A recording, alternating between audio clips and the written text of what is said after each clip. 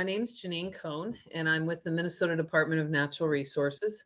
I'm the statewide program coordinator for a watershed education program called Project Wet, which is actually an international program. So not only does the United States have 50 different coordinators in the states, but this program is used worldwide.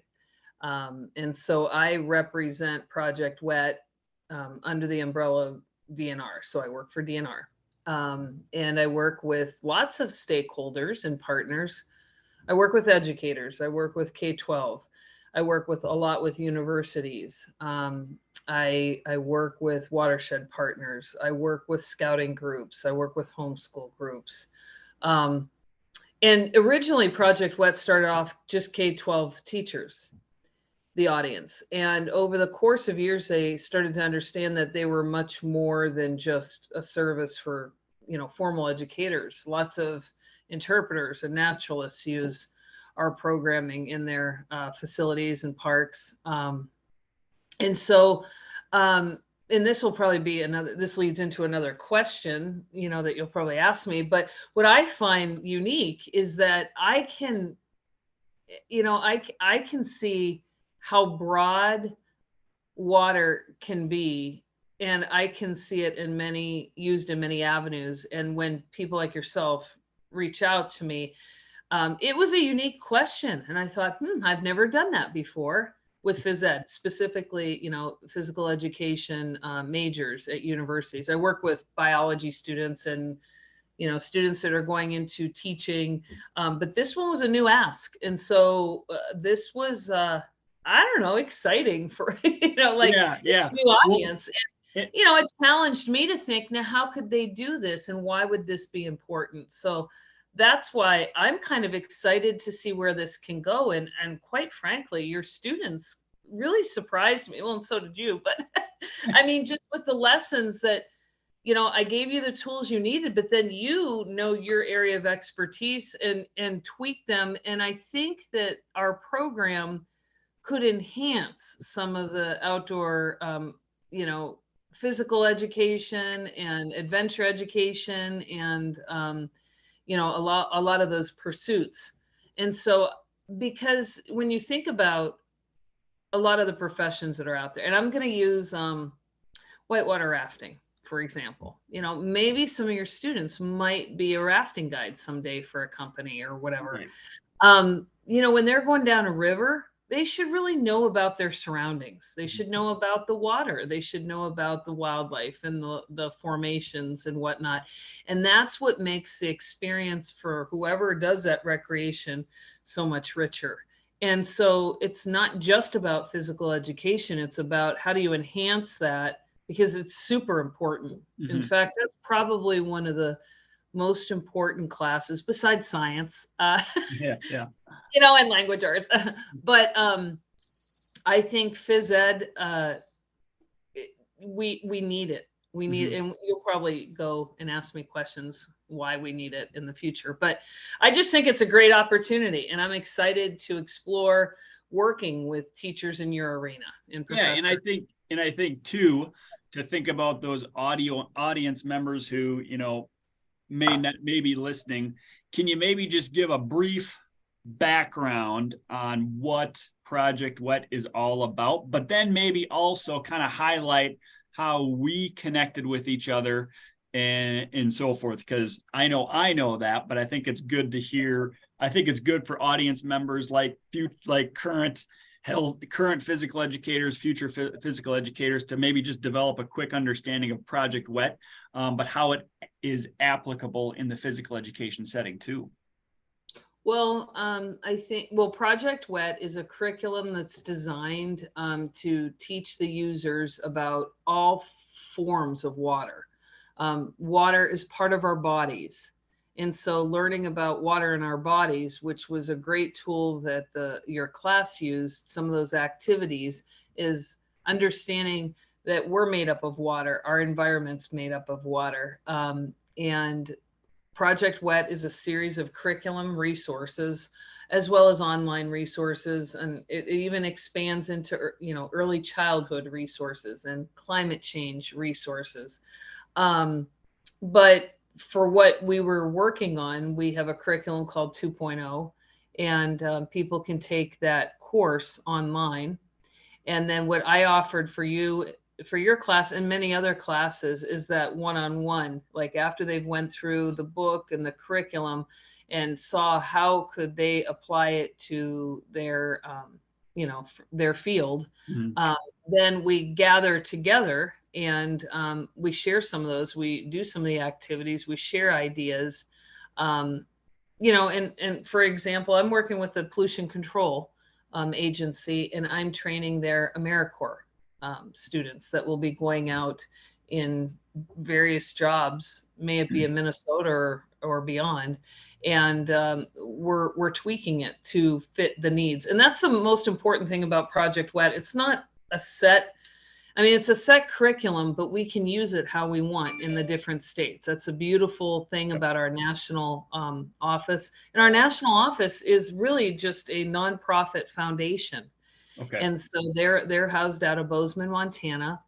They're a very slim staff, and so they rely on the volunteers, which in essence is us because they're not paying us. But the states and the partnerships that they have through the states are able to expand in their state. And honestly, I would like to expand it here. What we did, this little pilot that what we did with your class, I'd love to be able to have a few more classes to do this with. And I'd like to then share it in our national meeting every year, because I'm pretty sure a lot of my colleagues, maybe some of them do this, but not to this caliber, I don't think so. Well, and I think that, and I think that's important just for the audience members who, might be listening. What we did was basically I connected with you through the Department of Natural Resources, and we kind of, you highlighted this Project Wet, and basically I had my students, my future teacher educator, or my future physical educators become Project Wet certified.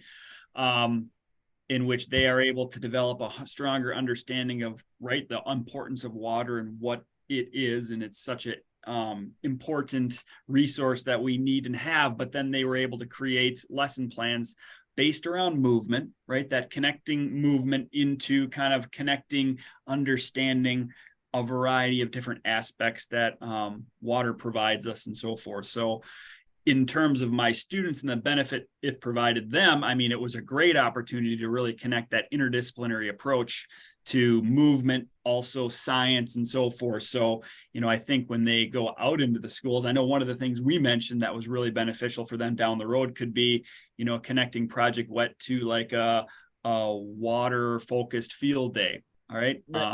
So, I thought that was an extremely beneficial experience. And like you had mentioned, it was one of the first opportunities to connect with future educators in physical education. But I really thought it was very beneficial for all parties, because now my students have that strong, hopefully somewhat foundational knowledge that they can take to impact, students that they may have in class down the road. But yeah. And I think you hit on something that is real important. As a former teacher, science teacher, middle school science teacher, I loved being able to work with my team as a multidisciplinary facet. So, I remember when I was teaching science, I would reach out to the social studies and the language arts teacher, and sometimes a phys ed teacher, and we would tie in like thematic units. And maybe I'm using old school terminology, but well, I think you're still good. Okay, all right. But I think that it helps.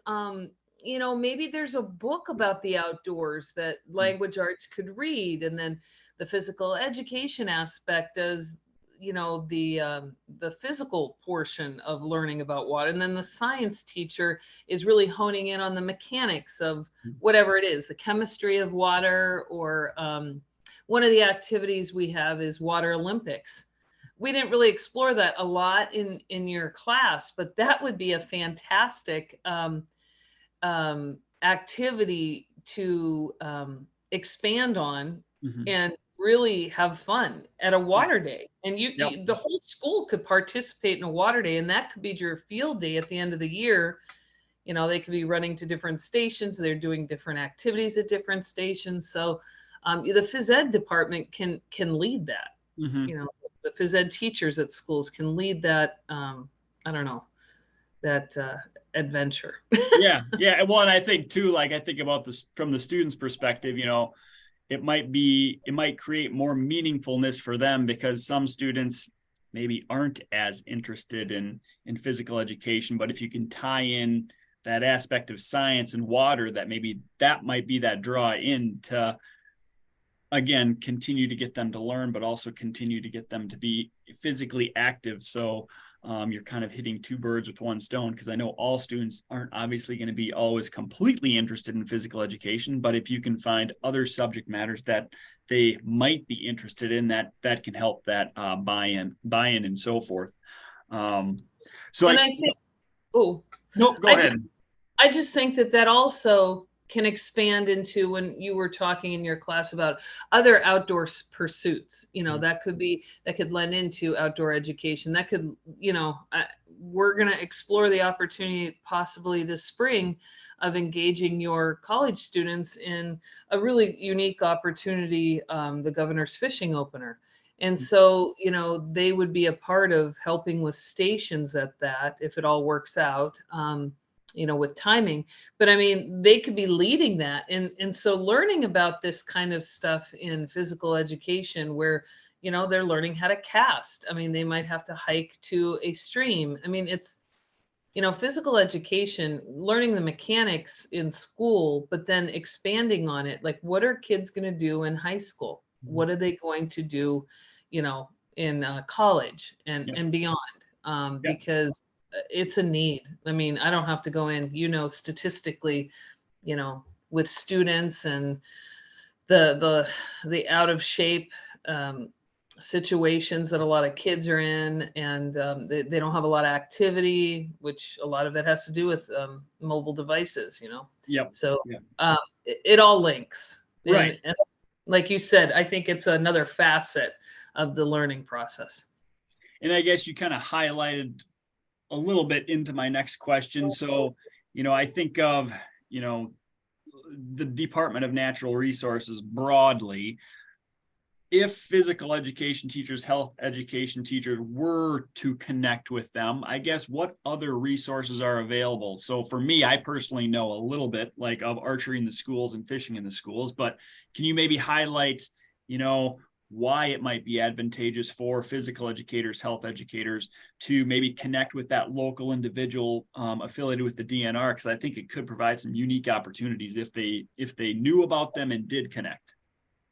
Well, I think that, we ebb and flow at DNR. We're probably on the downside of the educational resources. I just need to be honest.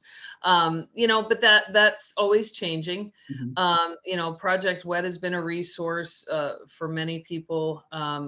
And we have a school forest program too that really focuses on the school forest. But phys ed teachers, if there's a school forest at that school, could team up with the teacher that's heading up the school forest program. There could be projects that phys ed students could be engaging in.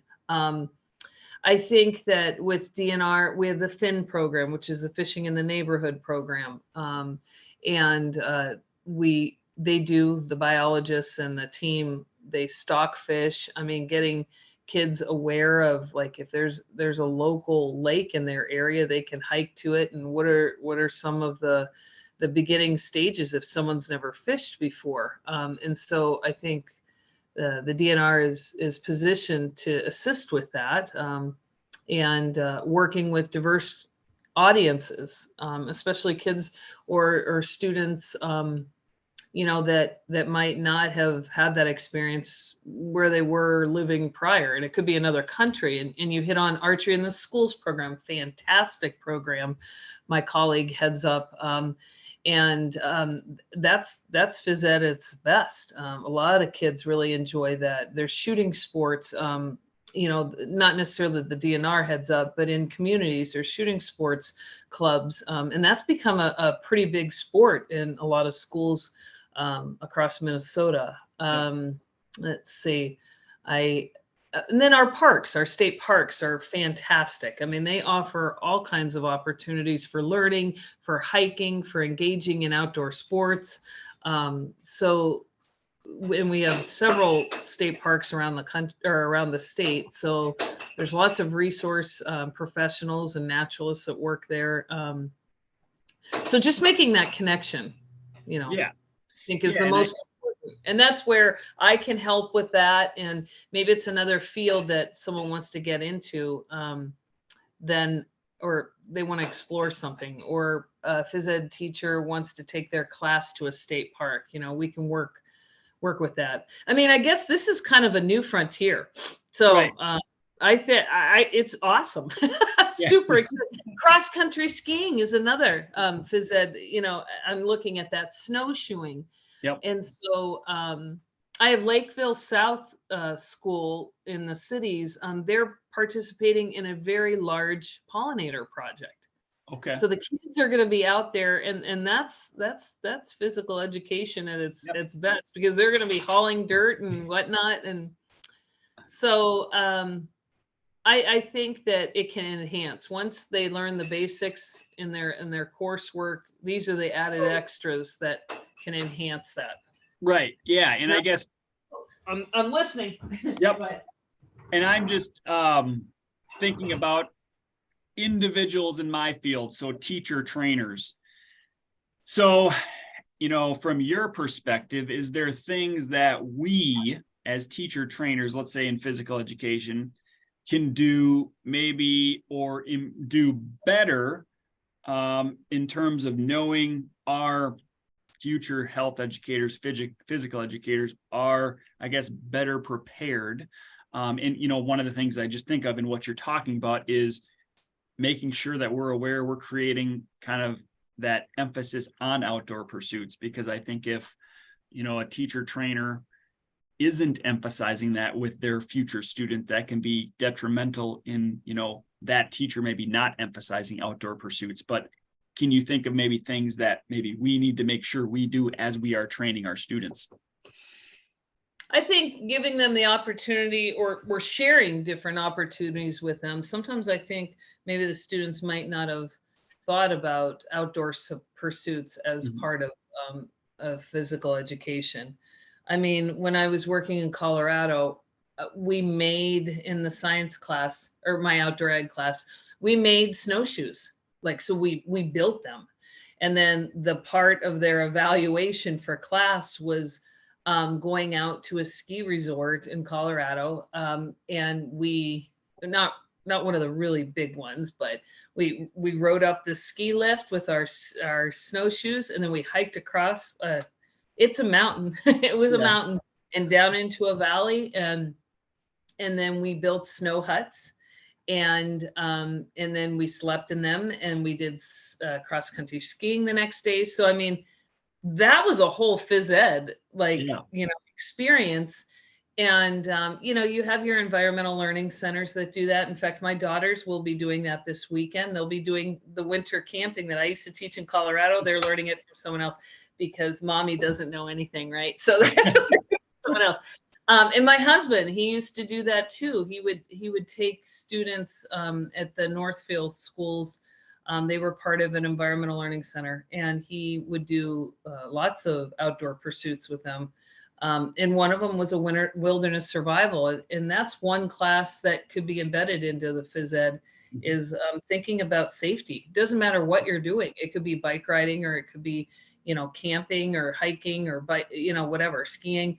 What are some safety things? Or if you're stuck out in the middle of nowhere, what are some things that will keep you safe until you're found?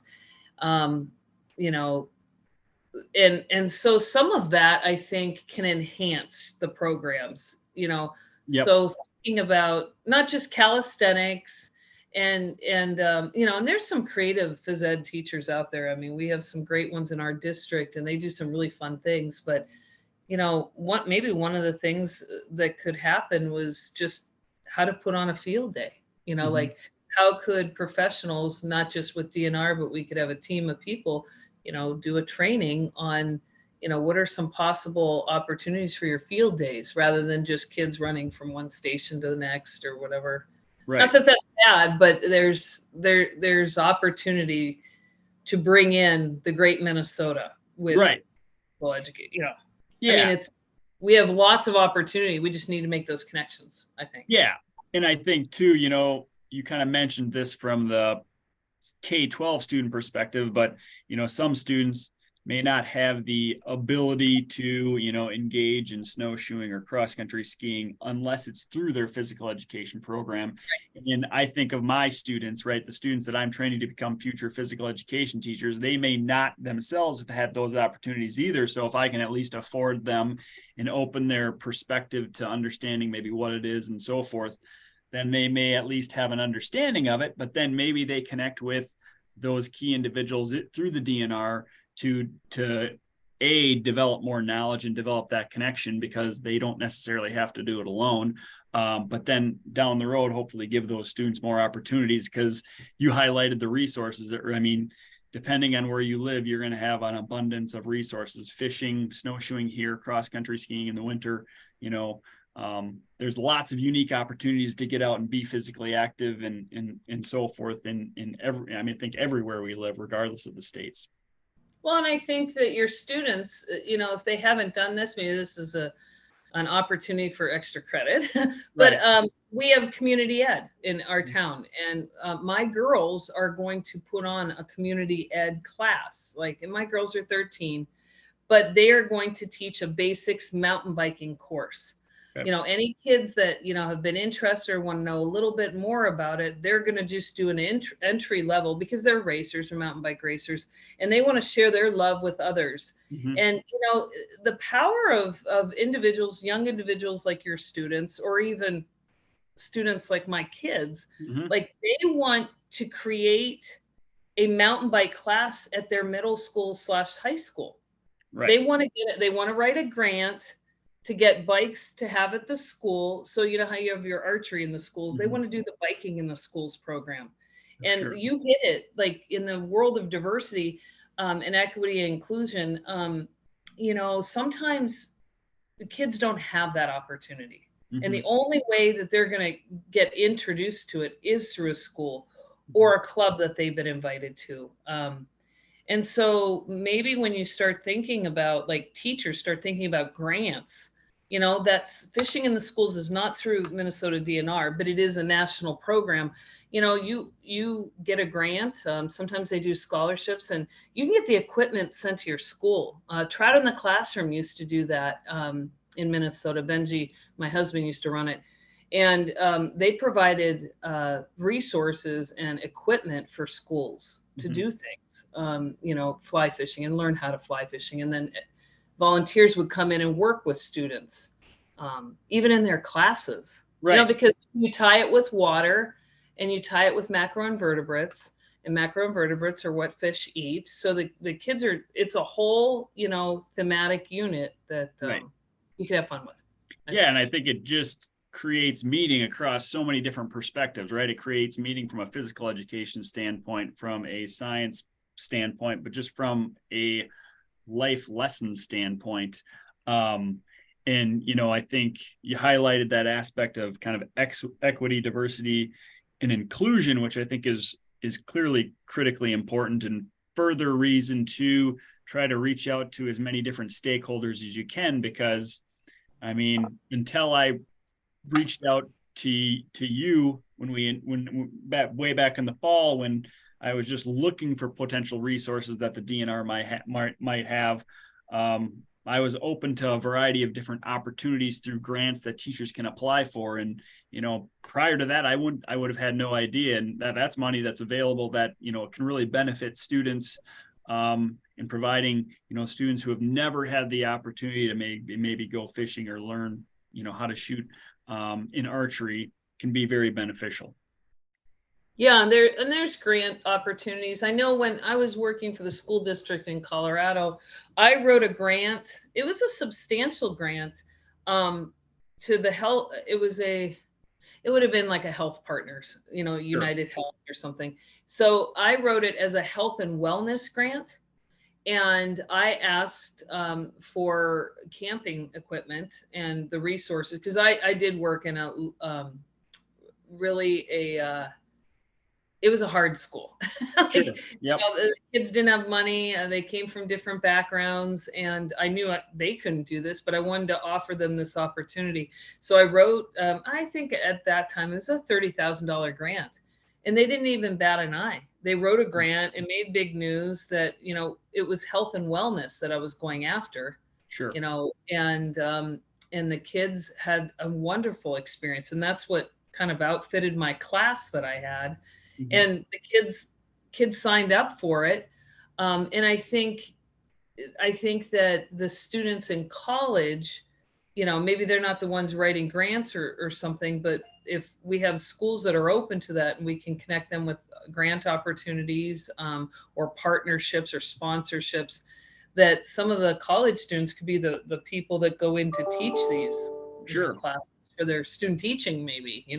I'm just thinking outside the box, Yeah. but there's Yeah. lots of opportunities. And DNR can be the connector. They probably can't be the fix it all for everything. Like if I had my way, we'd hire a whole bunch of people to be doing it. And who knows, maybe down Right. the road that will happen. Yep. Yeah. Yeah. No. Well, you kind of mentioned that, I mean, obviously you were a former teacher. So with this next question, considering you were a teacher, kind of where we are right now, can you identify areas, I guess, within schools today that you kind of see that maybe need to change or support, in an effort to maybe retain more teachers? Because one of the issues right now I think we're having is not in physical education alone, but just across the board is, we're struggling to retain teachers, which is critically important. Yeah, you're opening Pandora's box. I was Right? I thinking know. this question, and I said, "Oh, I don't know if I should speak as DNR person or just a former teacher." Um, I work with a lot of teachers in my job at the DNR, and they're frustrated. Mhm. And my heart goes out to them because they're trying very hard. Just changing times. The pandemic changed things. Sometimes I think the pandemic changed things in a good way. Right. Um, Yep. you know, but it's going to be years before we get rebound from that, and get back on track. Uh, it's nothing I can fix, but we have to put more value on teachers as a society, as a state. I think, perhaps our governor understands that because he was a former teacher. But it's hard. I think you asked why people aren't going into teaching. It's very difficult. I think power has been taken away from the teachers, and I don't mean that in a bad way. I mean that their hands are tied. Like they can't teach the way they used to teach, and that's why I'm not a teacher anymore, because that creativity, that room for exploration isn't there. And so ways that I've navigated around that and working with schools in Minnesota is I go directly to the top. In fact, that's exactly what I did recently with the fishing opener. I engaged the superintendent so that he knew that this was going on. We were planning this. We really wanted, the support of the schools, because then he or she can work with the school principals and make some things a priority. And I did the same thing with the pollinator big event that we did last year in different schools, and getting kids out there planting pollinator plants. I worked with the administration, and I think that's, if you can get the support, if universities can work with the support of the administration, then it trickles down, because then the teachers they're able to do this stuff and they get excited about it because they have the support. Because sometimes when you're just working with one teacher and they're just trying to trudge along and they really want to try something, it's hard. And so I guess that's where, and everyone wins. When Right. you get everyone on the same page, communicating with each other and working together and bringing different partners in, I think, and that's a valuable tool to teach students. I don't care if they're phys ed students or they're language arts, or they're going to be a teacher, or they're going to be a professor. I think that's a great part of your coursework that should be included, is how do you create partnerships and how do you keep those partnerships? Because that's how we're going to get things accomplished, you know. Right. And that's a lifelong learning. I mean, you can't do it in one class, but Right. I think maybe making that a part of the coursework, like just a little bit of how do you work with partners, and then challenge them, you know, to reach out to partners, maybe at a water event or water field day or something. Right. Yeah. Well, and that kind of leads into, I guess, the next question, thinking about like school-based health and physical education curricula, where it's at now. Do you see kind of areas for it to, I guess, evolve to more effectively meet the needs of students? Do you mean like it's on the statewide level, Department of Ed, state standards, or? I guess just in terms of content. So, you know, thinking about understanding, you know, through the DNR, it affords many opportunities to develop an understanding of outdoor pursuits and so forth. So, you know, in terms of maybe emphasizing that, or just emphasizing other things to create more of a well-rounded curriculum for students to, like we've kind of talked about, develop maybe life lessons and so forth, so that when they do graduate high school, they have had those opportunities that maybe put them into contact with the outdoors.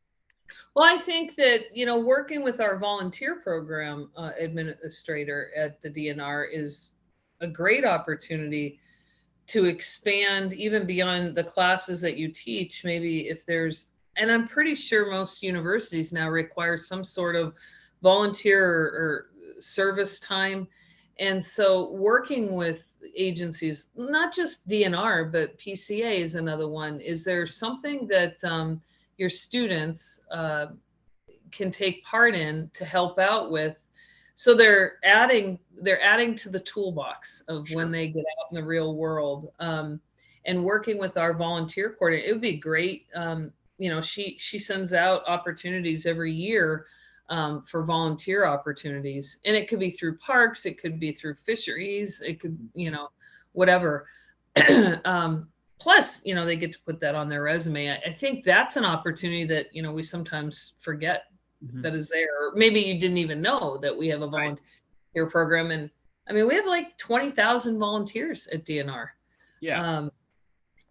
You know, there's opportunities. I think about, again, in outdoor pursuits, like this weekend is coming the Bear Grease, which is it's a qualifier for the Iditarod, which is a famous dog race. The DNR just did a talk, and you might be interested in sharing that with your students. This week it was an excellent talk about the upcoming Derby. This Derby, the Klondike Derby, is a race, a dog sled race that's done in Lake Minnetonka the first weekend of February. And it's all volunteer based. And just seeing what some of those athletes have to go through, and I mean the dogs and the people. Yeah. This is a sport as well that, you know, could be expanded upon and learned about. And so, you know, using the resources at DNR, we have a webinar series through our wildlife division that highlights like different outdoor pursuits. May it be, I think, I'm trying to think what next week. Oh, next week is mussels. Some of it's biology too, but, you know, but some of it is outdoor camping, you know, in the wintertime, what to be prepared for. We just did the dog sledding. So here's some other resources that they don't even have to go anywhere. They can watch it on Wednesdays, or they could sign up for it. And that could be a homework assignment that they watched it and you guys discuss it. And then how could you apply that in their coursework? Sure. So I'm just throwing out, this isn't even on my list of answers. And that's okay. I just think it's further highlighting the fact that there are all these opportunities, whether it's for higher education faculty to highlight to their future teachers or current teachers. And oftentimes we're unaware of these. So we can't really think of them at all. But I think if we create that awareness, then that's just at least the first stage of it. Creating that awareness, if there is an opportunity, not this year, obviously, I think it's coming up. You were talking about this conference for professors or educators in PE, but maybe inviting, DNR or, other partners to these events so that we could showcase some of the things that we have available, I think would be your first step to have resource professionals attend and maybe do a panel or a seminar on that for teachers. Yeah. And I'm thinking too, even at the state level, we have MinShape. So it's our state affiliated SHAPE organization, and, offering a session to create more awareness for teachers. One of the things we do have through the national organization is the website, but they have a blog series. So, connecting with yourself as a key stakeholder and, highlighting a blog that could be co-written between us that emphasizes kind of a lot of what we just talked about could be an avenue for creating more awareness. So I think there's a variety of ways, but I definitely like the idea of, whether a session at a national convention, but, a state convention as well. So, and just so you know, I think we talked about this, but there is a group called Minnesota Teach Outdoors. It was started kind of in the pandemic. Teachers were wanting to learn how to get their kids outdoors more, and they just didn't know how to go about it. And so there was a need, and a group of environmental educators came together, and they created this series of talks on Wednesday afternoons after school.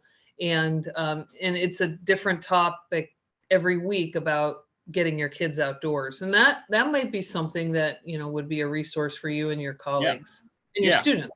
Right. Yeah. I think all of the above would be appropriate.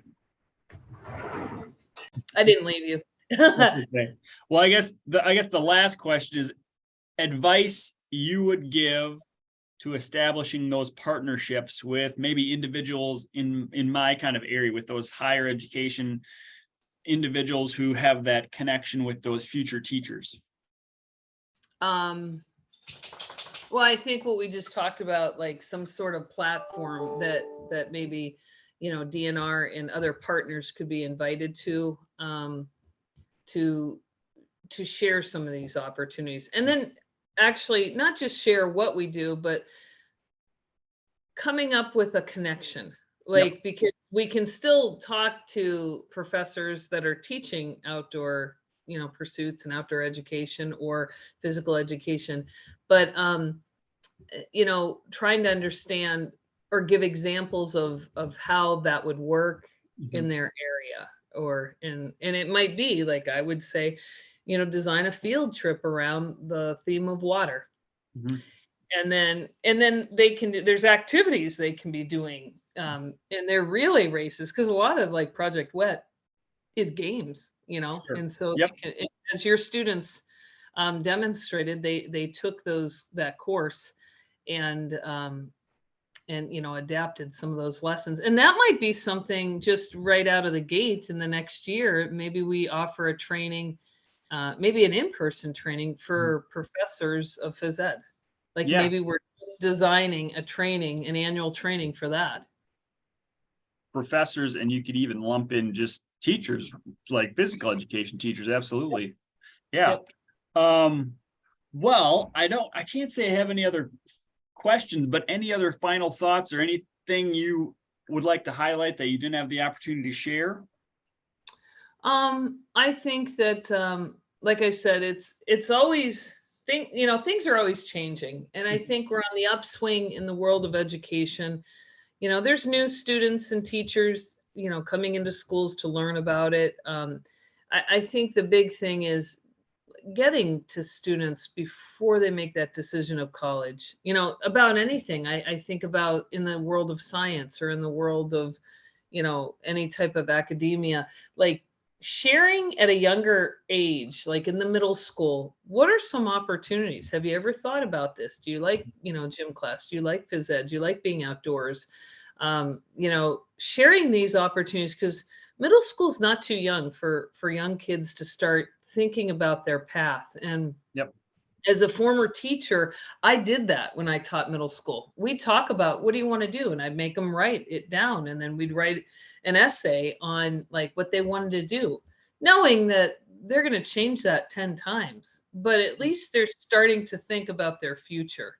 Yep. You know, some people are wanting to be teachers, Yep. you know, and so how do you instill that? How do you, you know, how do you help young individuals on their path?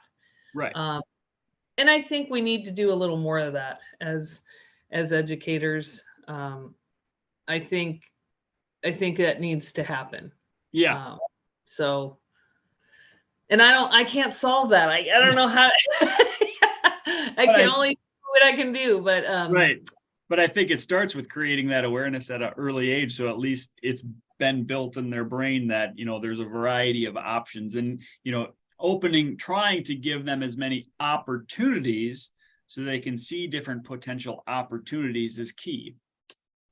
Well, and I think it's important for professors and teachers or mentors to tell a story, like tell the story of how you got there. Mm-hmm. You know, I wouldn't have guessed I would have been working for a state agency years ago. I mean, I thought I was going to be a third grade teacher the rest of my life. And my path went all over the place, and that's okay. You know, that's what we need to share with young individuals.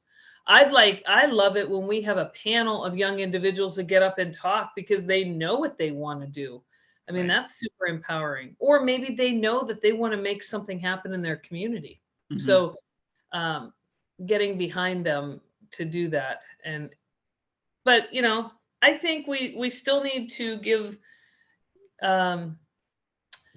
special opportunities for teachers. Like, yeah. And I'm not really necessarily saying a bonus pay or anything, but what's an incentive? What's a feel good that we can offer teachers for taking that next step to mentor or do things like that? Right. I think mentoring programs should begin to be established, like real mentoring programs. So there was a mentoring program in a school district. I think they still do this up in like I think Plymouth, maybe. My old supervisor used to go once a year to talk to students about their future and where to go and help hook them up with shadowing something that they might want to do.